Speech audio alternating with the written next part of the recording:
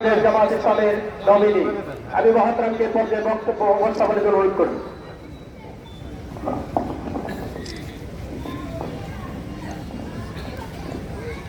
আলহামদুলিল্লাহি রাব্বিল আলামিন আসসালাতু ওয়াসসালামু আলা রাসূলিহিল কারীম ওয়া আলা আলিহি ওয়া সাহবিহি আজমাইন। আমাদের সবার মুরব্বী বগুড়া জেলার ইসলামী আন্দোলনের মুরব্বী, আমাদের সকলের শ্রদ্ধেয় নেতা হযরত মাওলানা তায়েব আলী সাহেব গতকালকে আল্লাহ তাআলার ডাকে সাড়া দিয়ে এই পৃথিবী থেকে বিদায় নিয়েছেন। ইন্না লিল্লাহি ওয়া ইন্না ইলাইহি রাজিউন। আমরা আজকের এই জানাজার পূর্ব মুহূর্তে আমরা অনেকেই উপস্থিত হয়েছি, হাজার হাজার মানুষ আমরা এখানে উপস্থিত হয়েছি। আমরা কেউই জানি না আমাদের জানা যায় কখন মানুষের ভাবে দাঁড়ায় যাবে। কাজেই প্রত্যেক ব্যক্তিকেই মৃত্যুর স্বাদ গ্রহণ করতে হবে, এ থেকে বাঁচার কোন উপায় কারণে নাই। এজন্য আজকে আমরা এই মরহুমের জন্য আল্লাহ তাআলার দরবারে দোয়া করব, আল্লাহ তাআলা যেন তার জীবনের সকল গুনাহ খাতা মাফ করে দেন। আল্লাহ তাআলা যেন তার কবরের সওয়াল জবাব সহজ করে দেন। আল্লাহ তাআলা যেন তার কবরকে নূর দিয়ে ভরে দেন। আমিন। আল্লাহ তাআলা যেন তাকে জান্নাতের সর্বোচ্চ মর্যাদা জান্নাতুল ফেরদাউস দান করেন। আমিন। আল্লাহ তাআলা যেন তার শোক সংতপ্ত পরিবারকে ধৈর্য ধারণ করার তৌফিক দান করেন। আমিন। আর এখানে যারা আমরা উপস্থিত হয়েছি আমাদের জন্য আমরা দোয়া করব, আল্লাহ তাআলা যেন আমাদের সত্যিকার ভাবে আল্লাহর একজন গোলাম হিসাবে, একজন দায়ী হিসাবে আমরা যেন আল্লাহ পারি, আল্লাহ যেন আমাদের সেই তৌফিক দান করেন। সম্মানিত সুধী মণ্ডলী, ভাই এবং বন্ধুগণ, মারা যাওয়া আমরা আজকে অনেকবারই শুনলাম, অনেকেই বলেছেন কারোরই উপায় নেই, কিন্তু মারা গেলেই কি শেষ না। ইন্নামা তুওয়াফাউনা উজুরাকুম ইয়াওমাল কিয়ামাহ। কিয়ামতের দিন মানুষ দুনিয়ায় ভালো মন্দ যা করছে সব হিসাব নিকাশ তাকে বুঝায় দেওয়া হবে। ফামান যুহজিহা আনিন নার ওয়া উদখিলাল জান্নাহ ফাকাদ ফাজ। যে ব্যক্তি জাহান্নামের ভয়াবহ আযাব থেকে রক্ষা পেয়ে জান্নাতে যেতে পারবেন তিনি হলেন সফল। কে হলেন? আপনার দুনিয়ায় চেয়ারম্যান হলেন, মেম্বার হলেন, এমপি হলেন, মন্ত্রী হলেন, প্রধানমন্ত্রী হলেন, কোটিপতি হলেন না কি হলেন, এটা কোন বড় বিষয় নয়।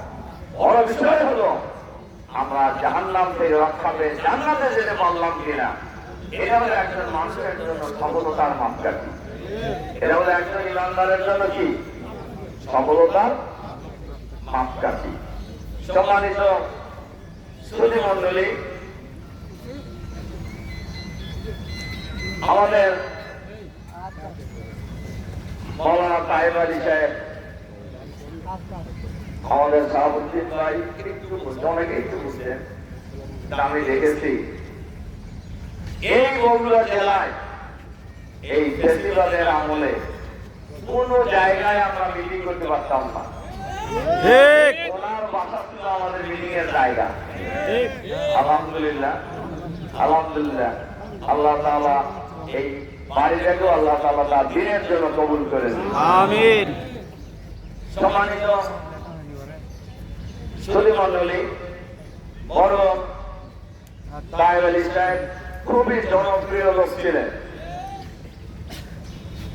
এবং এই চেয়ারম্যান ছিলেন এবং আসন্ন জাতীয় সংসদ নির্বাচনে জামাত ইসলামের পক্ষ থেকে উনি জাতীয় সংসদ নির্বাচনের প্রার্থী ছিলেন। ওনার ইন্তেকালের পর আমরা নতুন প্রার্থী আবার আমরা মনোনয়ন দেব ইনশাআল্লাহ। এখানে দুটো কথা বলে যায়, জামাত ইসলামীকে কেউ প্রার্থী হতে চাইলে তাকে প্রার্থী করা হয় না। এটা আমাদের দলের প্রার্থী হওয়া নিয়ে কোনো লড়াই নাই, কোনো খোলাখুলি নাই, কোনো দলাদলেও নাই। জামাতের প্রার্থী হওয়ার জন্য নির্দিষ্ট একটা সিস্টেম আছে। সেখানে লোকাল জনশক্তির মতামত সহ একটা নির্দিষ্ট প্রক্রিয়া মেনটেন করে জামাতের প্রার্থী নির্ধারণ করা হয়, যার কারণে জামাতের প্রার্থী নিয়ে কোনো জায়গায় কোনো গোলমাল হয় না। আমরা বিশ্বাস করি, আল্লাহ তাআলার কাছে দোয়া করি, আল্লাহ তাআলা আমাদের প্রিয় নেতা মাওলানা তায়েব আলী সাহেবের চাইতেও আরো যোগ্য লোককে আমরা যেন আল্লাহ তাআলার পক্ষ থেকে এই আসনে আগামী দিনে মনোনয়ন দিতে পারি। সম্মানিত সুধীমণ্ডলী, আল্লাহ তাআলার কাছে আমরা দোয়াও করব, তায়েব আলী সাহেব যে আদর্শ লালন করেছেন, যে আদর্শ কায়েম করার জন্য, যে আদর্শকে বিজয়ী করার জন্য ওনার আজীবনের সংগ্রাম ছিল। আমরা যতদিন বেঁচে আছি আমরা সেই আদর্শ, সেই কালের আদর্শ, ঈশ্বরের আদর্শ, ইসলামকে আমাদের প্রিয় জন্মভূমি 56,000 বর্গ মাইলের এই বাংলাদেশে আগামী দিনে কায়েম করার জন্য আমাদের এই লড়াই অব্যাহত থাকবে। আমাদের লড়াই চলতেই থাকবে। বাংলাদেশের জমিনে আল্লাহর দ্বীন বিজয়ী হবে, নইলে লড়াই করতে করতেই আমরা আল্লাহর দরবারে উপস্থিত হয়ে যাব। মাঝখানে কোনো অবস্থান নেওয়ার কোনো সুযোগ কোনো মুসলমানের নেই। আসুন আমরা সবাই মিলে আমাদের প্রিয় নেতা মরহুম তায়েব আলী রাহিমাহুল্লাহ রেখে যাওয়া যে আদর্শকে এই অঞ্চলে বাস্তবায়ন করার জন্য আমরা লড়াই সংগ্রাম চালিয়ে যাই। সবশেষে একটা ছোট্ট হাদিস বলে আমার কথা শেষ করতে চাই।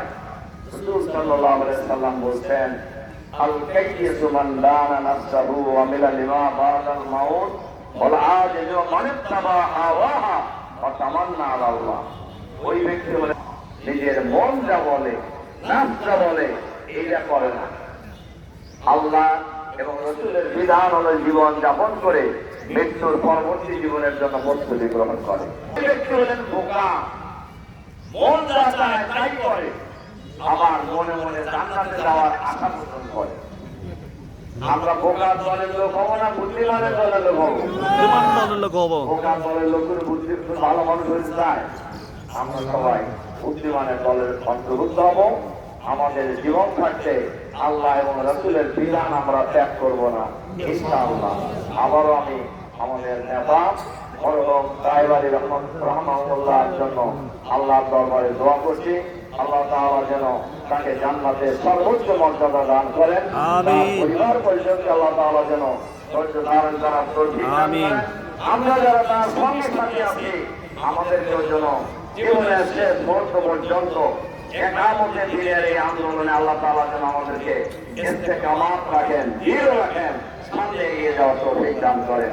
এই কয়টা কথা বলে আপনাদের প্রতি আবারও আন্তরিক সালাম এবং মোবারকবাদ জানিয়ে আমার কথা এখানে শেষ করছি। আল্লাহ হাফেজ।